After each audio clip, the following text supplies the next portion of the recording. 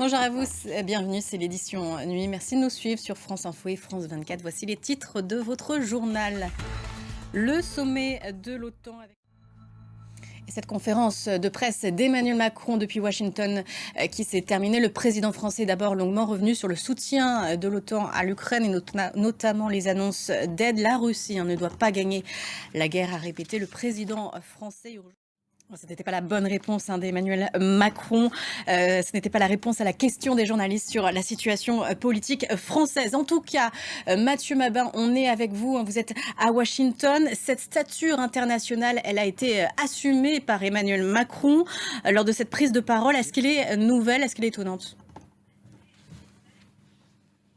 Oui, effectivement.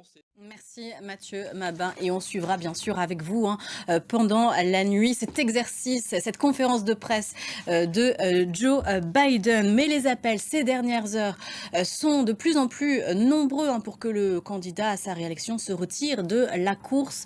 Il est affaibli, cela fait plusieurs mois que son équipe à la Maison Blanche dissimule son déclin physique. C'est ce que nous raconte Franck Genosio pour France 2. Et qui, pour remplacer Joe Biden en cas de désistement, les démocrates s'activent en coulisses. Et on se penche sur les 3 noms qui circulent le plus. Qui sont-ils? Leur présentation par Anna Pereira.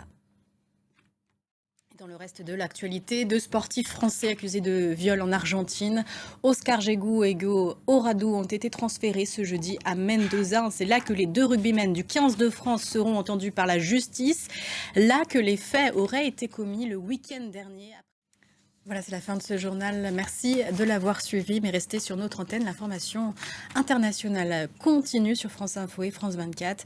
On se revoit dans une quinzaine de minutes pour une prochaine édition.